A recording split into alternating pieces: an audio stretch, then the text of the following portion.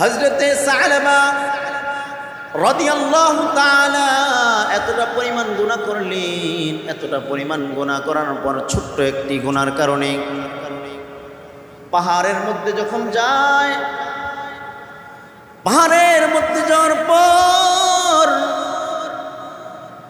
কান্না করতেছে আর ডাক দিয়া বললেন, মালিক, আমার বিবিও আমাকে রাখবো না, আমার সন্তানও আমাকে ঘর থেকে বের করে দিল, আলীও আমাকে ঘর থেকে বের করে দিল, ওসমানও ঘর থেকে বের করে দিল। ও মালিক, আপনি একটু মদিনার দিকে তাকাইয়া দেখেন, মদিনার মানুষগুলো কি আরামের ঘুম ঘুমাইতেছে? মদিনার মানুষগুলো তার সন্তানকে নিয়ে বুকের মধ্যে আরামের ঘুম ঘুমায়। আমি যে অন্যায় করলাম গো মালিক, আমাকে আপনি ক্ষমা করে দেন। বনি ইসরাইলের জমানায় একটা নয়, দুটো নয়, ৯৯টা মানুষকে হত্যা করেছে। হত্যা করার পর একজন সন্ন্যাসী ব্যক্তির কাছে বনি ইসরাইলের লোক গেল, যাইয়া বলল যে, আল্লাহ, আমি এত পরিমাণ গুনাহ করেছি, এত পরিমাণ অন্যায় করেছি, আমার এই গুনাহ থেকে পরিত্রাণ পাওয়ার কোনো উপায় আছে কিনা? এবার সন্ন্যাসী ব্যক্তি ডাক দিয়া বললেন, একটা নয়, দুটা নয়, ৯৯টা মানুষকে খুন করেছো, তোমার তওবার দরজা বন্ধ। ওই ৯৯টা মানুষকে যখন আমি হত্যা করেছি, একটা আবার রেখে লাভ কি, একজনকেও মেরে ফেলেছে। এবার মানুষটা চিন্তায় পেরেশান, কি উপায়? এই গুনাহ নিয়ে যদি আমি কবরের মধ্যে যাই, আমার কবরের আযাব থেকে মুক্তি পাওয়ার কোনো আশা নাই। বান্দা চিন্তায় চিন্তায় অমুক এক আল্লাহওয়ালা ব্যক্তির কাছে গেলেন। আল্লাহওয়ালা ব্যক্তিকে ডাক দিয়া বললেন, হুজুর, একটা নয়, দুটা নয়, ১০০ জন মানুষকে আমি হত্যা করেছি, এর থেকে পরিত্রাণ মুক্তি পাওয়ার আমার উপায় আছে কিনা? الحمد لمن قدر خيرا وخب على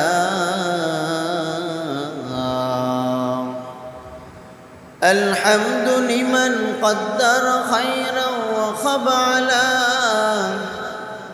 والشكر لمن صور حسنا وجمعلا والشكر لمن صور حسنا وجمعلا برد صمد عن صفة الخلق بريء فرد صمد عن صفة الخلق بريء رب أزلي خلق الخلق كمالا رب أزلي خلق الخلق كمالا لا جد ولا ند ولا حتى لمولى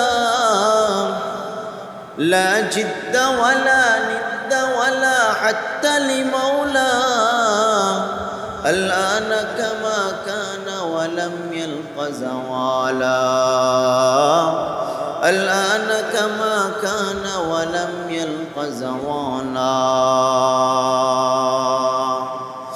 ومن أصدق من الله قيلا لا إله إلا الله جر لا إله إلا الله لا إله إلا الله لا إله إلا الله لا إله إلا الله لا إله إلا الله لا إله إلا الله لا إله إلا الله لا إله إلا الله لا إله إلا الله لا إله إلا الله لا إله لا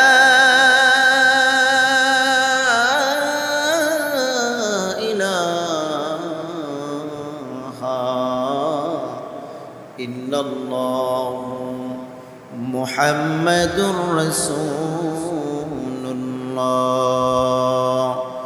সাল্লাল্লাহু আলাইহি ওয়াসাল্লাম।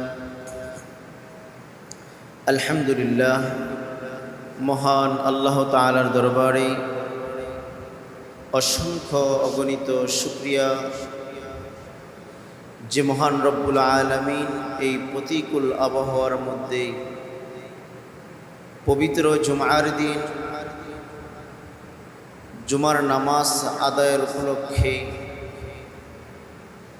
সর্বোপরি সবার আগে আল্লাহর ঘর মসজিদে বসবার জন্য তৌফিক দান করেছেন। এজন্য সকলে খুশি না বেজার। আপনার মতো আমার মতো অসংখ্য মানুষ যারা নাকি দুনিয়াবি কাজের মধ্যে এখনো পর্যন্ত ব্যস্ত আছে, অন্য এক শ্রেণীর মানুষ যারা ইচ্ছা থাকলেও জুমার মসজিদে আসতে পারে না। কিন্তু আল্লাহ তাআলা আপনাকে আমাকে দুনিয়াবি সর্ব ভালো এবং মন্দ কাজ থেকে উত্তম কাজ অর্থাৎ নামাজ আদায়ের উদ্দেশ্যে সবার আগে জুমার মসজিদে বসবার মতো তৌফিক দান করেছেন। এজন্য সকলে জোরে শুকরিয়া আদায় করি আলহামদুলিল্লাহ। আল্লাহ তাআলা মানুষকে এত নিয়ামত দান করেছেন, কিন্তু বান্দা যদি এগুলার শুকরিয়া আদায় করত তাহলে কখনো শেষ করতে পারত না। এত নিয়ামত আল্লাহ পাক রব্বুল আলামিন আমাদেরকে দিয়েছেন। আল্লাহ তাআলা কুরআনুল কারীমের মধ্যে বলেন, লাইন শাকারতুম লাযীদান্নাকুম ওয়া লাইন কাফারতুম ইন্না আযাবি লাশাদীদ। আল্লাহ পাক রব্বুল আলামিন বলেন, যেই বান্দা এবং বান্দিকে আমি আল্লাহ তাআলা এত নিয়ামত দিলাম, ওই বান্দা এবং বান্দিরা আমি আল্লাহর নিয়ামতের শুকরিয়া আদায় করল না, আমি আল্লাহ তাআলা ওই বান্দাদের যাহা কিছু আছে আমি আল্লাহ তাআলা ছিনিয়ে নিয়ে যাব। বরঞ্চ তাই নয়, তার জন্য কাল কঠিন কিয়ামতের ময়দানে উপযুক্ত প্রমাণ এবং উপযুক্ত হিসাব আমি আল্লাহর কাছে তোমাদেরকে দিতে হবে। সাহাবায়ে কেরামরা রাসূলুল্লাহ সাল্লাল্লাহু আলাইহি ওয়াসাল্লাম নামাজের মধ্যে যখন শামিল হলেন, নামাজের মধ্যে শামিল হওয়ার পর যখন রাসূল করিম সাল্লাল্লাহু আলাইহি ওয়াসাল্লাম রুকুর মধ্যে গেলেন, রাসূলুল্লাহ সাল্লাল্লাহু আলাইহি ওয়াসাল্লাম রুকু থেকে যখন দাঁড়ালেন, সামিআল্লাহু লিমান হামিদা, সাহাবায়ে কেরামরা যখন বললেন রব্বানা লাকাল হামদ, এই অল্প আওয়াজের মধ্যে কে একজন ব্যক্তি বললেন ফিসফিস শব্দের আওয়াজে, হামদান কাসীরান তাইয়িবান মুবারাকান ফি। রাসূলুল্লাহ সাল্লাল্লাহু আলাইহি ওয়াসাল্লাম নামাজ শেষ করার পর সাহাবীদেরকে জিজ্ঞাসা করলেন, ও সাহাবারা, তোমাদের মধ্যে এমন কোনো লোক কি আছে, আমি যখন নামাজের মধ্যে দাঁড়াইলাম, রুকুতে গেলাম, আমি সামিআল্লাহু লিমান হামিদা বললাম, তোমরা রব্বানা লাকাল হামদ বলেছ, তারপরে আমি একটি শব্দ পেলাম, এই শব্দটা হলো হামদান কাসীরান তাইয়িবান মুবারাকান ফি। এই বাক্যগুলো কে বলেছ? সাহাবীদের মধ্যে যেই সাহাবা এই শব্দগুলো বলেছেন তিনি ভয় পেয়ে গেলেন। রাসূলুল্লাহ সাল্লাল্লাহু আলাইহি ওয়াসাল্লাম বলেন, কে বলেছ কোনো ভয় নাই, কে বলেছ কোনো ভয় নাই, দাঁড়িয়ে যাও, এই শব্দগুলো কে বলেছ?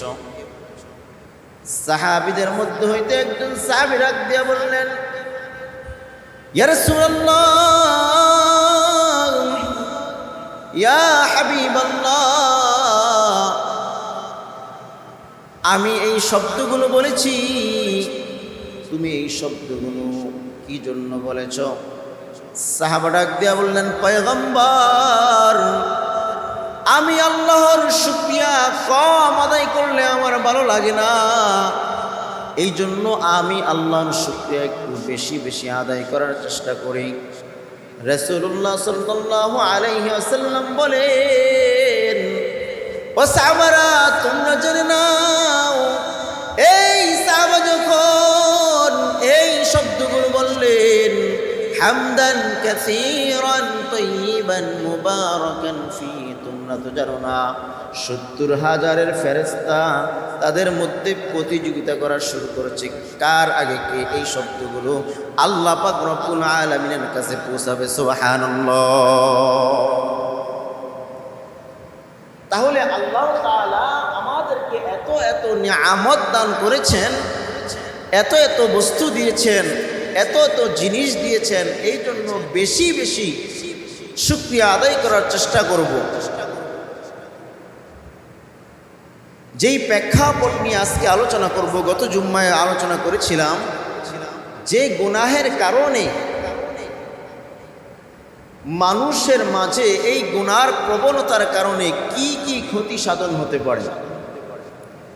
আসলে আমরা সমাজের মধ্যে এমন এমন গুনার কার্যক্রম চালু করে দিয়েছি, গড়ে বাহিরে, অলিতে গলিতে, সর্ব অবস্থায় সর্বদিক থেকে মানুষ গুনার মধ্যে প্রতিযোগিতা করতেছে। এই জন্য আল্লাহ তাআলা কুরআনুল কারীমের মধ্যে বলেন, ওয়াসারিউ ইলা মাগফিরাতিন মির রাব্বিকুম ওয়া জান্নাতিন আরদুহাস সামাওয়াতু ওয়াল আরদু উইদ্দাত লিল মুত্তাকিন। আল্লাহ পাক রব্বুল আলামিন পৃথিবীর মানুষদেরকে বললেন, ও পৃথিবীর মানুষেরা, ও আমার প্রিয় বান্দারা, ও আমার প্রিয় বান্দারা, ও মানুষেরা, তোমরা শুনে রাখো, তোমরা পৃথিবীর মধ্যে গুনার প্রতি প্রতিযোগিতা করো না, খারাপের প্রতি প্রতিযোগিতা করো না, তোমরা ন্যায়ের প্রতি প্রতিযোগিতা করো, অন্যায় থেকে তোমরা সরে দাঁড়াও। কিন্তু আজকাল সমাজের মধ্যে আমরা যেটা দেখতে পাই, যে মানুষ প্রতিযোগিতা করে, যার যদি 10,000 টাকা থাকে, আরেকজন ব্যক্তি চিন্তা করে আমি কিভাবে 20,000 টাকা উপার্জন করব। এরকম সমাজের মধ্যে হয় কিনা? কেউ যদি 5 তলা একটা বিল্ডিং তৈরি করে, তার পাড়া প্রতিবেশী চিন্তা করে সে 5 তলা বিল্ডিং তৈরি করলো, আমি কিভাবে 10 তলা বিল্ডিং তৈরি করব, এরকম একটা প্রতিযোগিতা লেগে যায়। তার একটা গাড়ি আছে, আমার 10টা গাড়ি থাকার দরকার, এরকম প্রতিযোগিতা করে। কিন্তু সাহাবায়ে কেরামরা প্রতিযোগিতা করতেন আমলের দিক থেকে। এক সাহাবী যদি বেশি বেশি কোরআনের প্রতি এতটা পরিমাণ অনুগত থাকতেন, এতটা পরিমাণ কোরআনকে নিয়ে ব্যস্ত থাকতেন, এতটা পরিমাণ কোরআনকে সময় দিতেন, এত এত রাকাত নামাজ পড়তেন, সাহাবায়ে কেরামরা যখন নামাজ আদায় করতেন, নামাজ এত দীর্ঘক্ষণ করতেন, দেখা যেত তাদের হাতগুলো, তাদের পাগুলো ফুলিয়ে যেত, তারপরে তারা কিয়াম ছাড়তেন না, তারপরে তারা নামাজ ছাড়তেন না। তারা যখন নামাজ আদায় করতেন, একটা পাখি যখন মাথার উপর বসে থাকতো, এই পাখিগুলা পর্যন্ত এতটা পরিমাণ স্থির হয়ে দাঁড়িয়ে থাকতো, পাখিরা পর্যন্ত তার মাথা থেকে যেত না। সুবহানাল্লাহ। কিন্তু আজকাল আমরাও তো নামাজ আদায় করি, একটু চুলকানি, একটু খাইজানি উঠলে আমরা হাত দিয়ে তা চুলকাইতে চুলকাইতে শুরু করি, কথা ঠিক কিনা? নামাজের মধ্যে আমাদের একগ্রতা থাকে না, নামাজের মধ্যে আমাদের পরিবার নিয়ে টেনশন, নামাজের মধ্যে আমাদের ব্যবসা বাণিজ্য নিয়ে টেনশন, নামাজের মধ্যে অমুক অমুক টেনশন। নামাজটা কোনো রকম পড়ে, সুন্নত না পড়ে আমরা আবার দুনিয়াবি কাজের মধ্যে আমরা ব্যস্ত হয়ে যাই, কথা ঠিক কিনা? তো রাসূলুল্লাহ সাল্লাল্লাহু আলাইহি ওয়াসাল্লাম বলেন, এই গুনাহের কারণে কি প্রবণতা গড়ে? এই গুনাহের কারণে আপনার রিজিকের মধ্যে ঘাটতি দাঁড়ায়। অথচ দেখা যায় এই গুনাহের কারণে নিজের ঘরে নিজের পরিবার পরিজনের প্রতি একটা ঘাটতি চলে আসে। আপনি অন্যায় করেছেন বিদায় আপনার সন্তানের উপর সেই লাঞ্ছনা এসেছে। আজকে যদি আপনি গুনার থেকে ফারেক হয়ে যাইতেন তাহলে আপনার পরিবারের মধ্যে এতটা পরিমাণ বিপদ হতো না। আজকে আমরা বলি আমাদের আয় রোজগারের মধ্যে কেন বরকত নাই, আমাদের ঘরের মধ্যে কেন শান্তি ফিরে আসে না? কারণ আপনি গুনাহকে এতটা পরিমাণ আঁকড়িয়ে ধরেছেন, গুনাহকে এতটা পরিমাণ ভালোবাসা দিয়েছেন, গুনাহকে এতটা পরিমাণ আপনার নিজেকে আপন মনে করেছেন, গুনাহকে আপনি ছাড়তে পারেন না। এই জন্য দেখা যায় ঘরের মধ্যে আপনার রিজিক থাকে না, রিজিকের মধ্যে বরকত থাকে না, একটার পর একটা অভাব অনটন লেগে থাকে। কথা ঠিক কিনা? একটা ব্যক্তি যখন মাসে 1 লক্ষ টাকা তার আয়ের উপার্জন, কিন্তু দেখা যায় মাস শেষে এই উপার্জনের 50,000 টাকা তার বিবির পিছনে চিকিৎসা বাবদ চলে যায়, বাকি 30,000 টাকা তার অন্য অন্য দিক থেকে চলে যায়। মাস শেষে দেখা যায় আরও 20 থেকে 30,000 টাকা তিনি ঋণের মধ্যে বোঝার মধ্যে আছে। কথা ঠিক কিনা? কারণ একটা ব্যক্তি যখন গুনাহ করবে তার রিজিকের মধ্যে আল্লাহ পাক রব্বুল আলামিন বরকত কমিয়ে দিবে। অথচ দেখেন একটা রিস্কাওয়ালা ব্যক্তি দৈনন্দিন গুনাহ থেকে সে ফারেক, একজন কৃষকওয়ালা মজুমদার ব্যক্তি, একজন গরিবওয়ালা নিম্ন শ্রেণীর ব্যক্তি যখন তিনি সব কিছু বাদ দিয়ে আল্লাহ এবং আল্লাহকে রাজি খুশি করার জন্য দৈনিক ইবাদতের প্রতি এতটা পরিমাণ মনোযোগ হয়, গুনাহ থেকে এতটা পরিমাণ ফারেক হয়, দেখবেন তার দিন শেষে যদি আয়ের উৎস কম থেকে দেখবেন আপনি যে বড় লোক, আপনার যে প্রতি মাসে 1 লক্ষ টাকা ইনকাম, তার থেকে ওই মুচিওয়ালা ব্যক্তি, ওই নিম্ন শ্রেণীর ব্যক্তি, ওই গরিবওয়ালা ব্যক্তি অনেক সুখে আছে। কথা ঠিক কিনা? রাসূলুল্লাহ সাল্লাল্লাহু আলাইহি ওয়াসাল্লাম তারপরে বলেন এই গুনাহের কারণে কি হয়ে যায়। রাসূলুল্লাহ সাল্লাল্লাহু আলাইহি ওয়াসাল্লাম বলেন এই গুনাহের কারণে তোমাদের উপর 5টা মুসিবত আসতে পারে। কয়টা? আরো জোরে বলতে হবে, কয়টা? রাসূলুল্লাহ সাল্লাল্লাহু আলাইহি ওয়াসাল্লাম বলেন গুনাহের কারণে তোমাদের উপর 5টা মুসিবত। যারা নাকি গুনাহকে বেশি বেশি ভালোবাসবে, এই গুনার কারণে দেখবেন তোমার ঘরের মধ্যে রোগ ব্যাধি লেগে থাকবে। 2 নম্বরে হলো যারা গুনাহ করবে ওজনে মাফ কম, ওজনে কম দিবে, তার ঘরের মধ্যে অশান্তি। তারপরে যারা যাকাত দিবে না দেখবেন তার ঘরের মধ্যে অশান্তি। এই গুনাহের কারণে এই সমাজের মধ্যে অনাবৃষ্টি এবং বিভিন্ন ঝড় তুফানের কারণ হলো একমাত্র আমাদের হাতের কামাই। কথা ঠিক কিনা? এই জন্য আল্লাহ পাক রব্বুল আলামিন বলেন যাহারাল ফাসাদু ফিল বাররি ওয়াল বাহরি বিমা কাসাবাত আইদিন নাস। বান্দারে যাহা কিছু করো তোমার সবই হাতের কামাই। বান্দা তুমি যদি গুনাহকে ছেড়ে দাও, গুনাহ থেকে মুক্ত হও, বান্দা দেখবা তোমার সমাজের মধ্যে, তোমার ঘরের মধ্যে, তোমার পরিবারের মধ্যে আমার আল্লাহ বিভিন্ন বিপদ আপদ থেকে তোমাকে রক্ষা করবে। সুবহানাল্লাহ। এই গুনাহ হচ্ছে মূলের কারণ। এই গুনার কারণে রাসূলুল্লাহ সাল্লাল্লাহু আলাইহি ওয়াসাল্লাম বলেন দেখবেন পৃথিবীর মধ্যে এক মানুষের সাথে আরেক মানুষ শত্রুতা পোষণ। কারণ যেই ব্যক্তিকে আল্লাহ ভালোবাসেন না সেই ব্যক্তিকে ফেরেশতারাও ভালোবাসেন না, যেই ব্যক্তিকে ফেরেশতারাও ভালোবাসেন না, পৃথিবীর মধ্যে কোন কায়নাত মাখলুকাত প্রাণীগুলো তাকে ভালোবাসেন না। আর যেই ব্যক্তিকে কোন কায়নাত মাখলুকাতগুলো ভালোবাসবেন না সেই ব্যক্তিকে মানুষরাও ভালোবাসবেন না। আর যেই ব্যক্তিকে আল্লাহ ভালোবাসবেন, আসমান এবং জমিনের মধ্যে যত কুল কায়নাত আছে আমার আল্লাহ পাক যখন তাদেরকেও ভালোবাসবেন, ওই বান্দাকে পৃথিবীর মানুষরাও ভালোবাসবে। সুবহানাল্লাহ।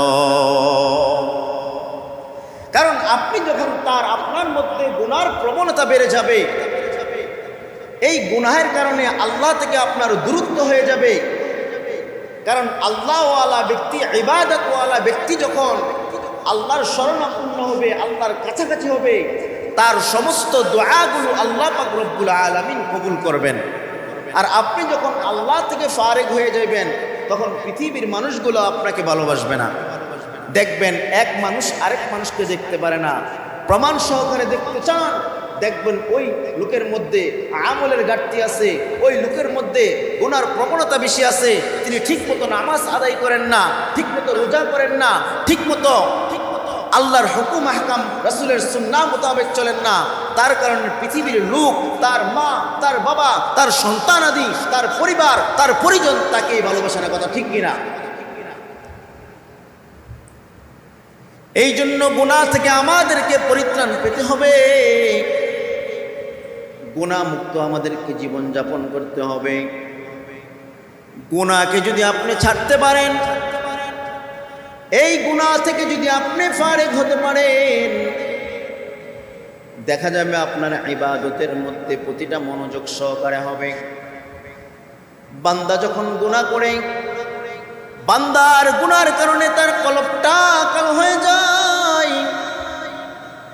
এই কলবের মধ্যে ভালো আমল ভালো লাগে না, রোজা ভালো লাগে না, হজ ভালো লাগে না, নেকের কামগুলো ভালো লাগে না, কোনোটা কিছু ভালো লাগে না। কারণ বান্দার কলবের মধ্যে গুনাহের মূল চিহ্ন হয়ে গিয়েছে। এই কলবকে যদি পরিত্রাণ করতে চাও, এই কলবকে যদি ভালো করতে চাও, তাহলে আল্লাহমুখী হতে হবে। খাঁটি দিলে তওবা করতে হবে যে আল্লাহ গো, আমি আর গুনাহ করব না, আমি গুনার থেকে ফারেক হয়ে নিলাম। তওবা করতে হবে। হযরতে সালাবা রাদিয়াল্লাহু তাআলা এতটা পরিমাণ গুনাহ করলেন, এতটা পরিমাণ গুনাহ করার পর ছোট্ট একটি গুনার কারণে পাহাড়ের মধ্যে যখন যায়, পাহাড়ের মধ্যে যাওয়ার পর কান্না করতেছে আর ডাক দিয়া বললেন, মালিক, আমার বিবিও আমাকে রাখলো না, আমার সন্তানও আমাকে ঘর থেকে বের করে দিল, আলীও আমাকে ঘর থেকে বের করে দিল, ওসমানও ঘর থেকে বের করে দিল। ও মালিক, আপনি একটু মদিনার দিকে তাকাইয়া দেখেন, মদিনার মানুষগুলো কি আরামের ঘুম ঘুমাইতেছে? মদিনার মানুষগুলো তার সন্তানকে নিয়ে বুকের মধ্যে আরামের ঘুম ঘুমায়। আমি যে অন্যায় করলাম গো মালিক, আমাকে আপনি ক্ষমা করে দেন।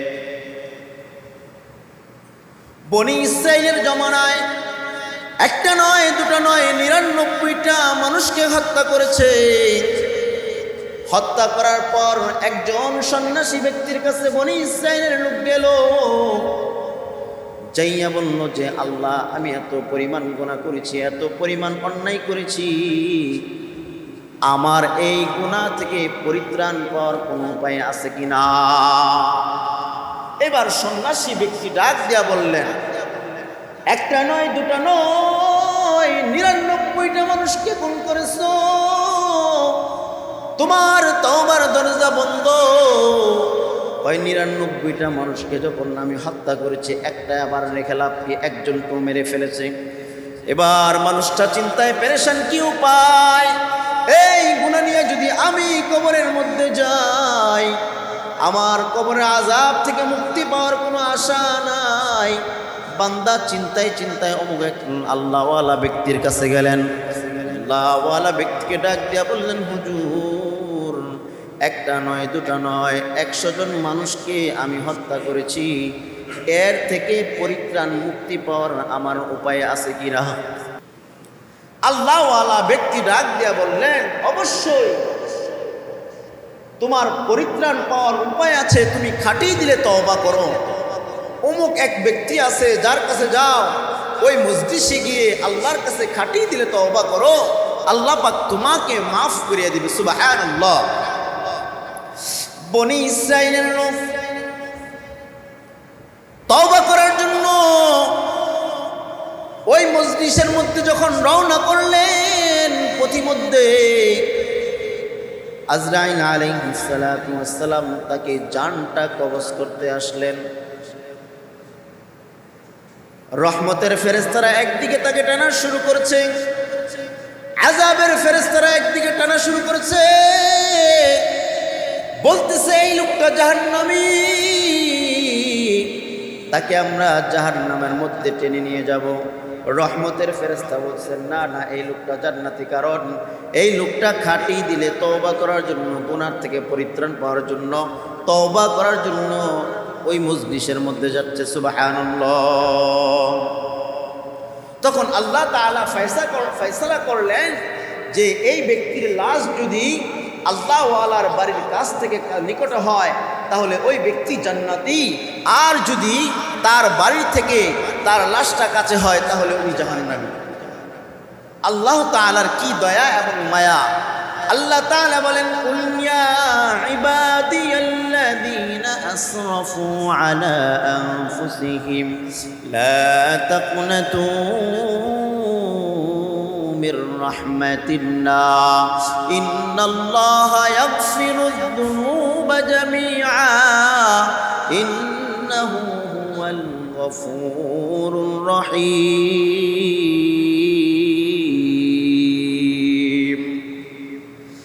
আমার আল্লাহ পাক রব্বুল আলামিনের কেমন দয়া, কেমন মায়া! তার কুদরতের ইশারায় ওই ব্যক্তির লাশটা আল্লাহ পাক রব্বুল আলামিন আল্লাহ ওয়ালার ব্যক্তির কাছে নিকট চলে নিয়ে গেলেন। সুবহানাল্লাহ।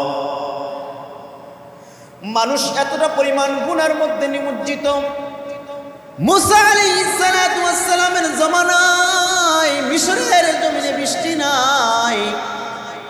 হযরতে মুসা আলাইহিস সালাতু ওয়াস সালাম তার লোকগুলা নিয়ে যখন কোন মজলিসের মধ্যে আল্লাহর কাছে দোয়া করতে লাগলেন, আল্লাহ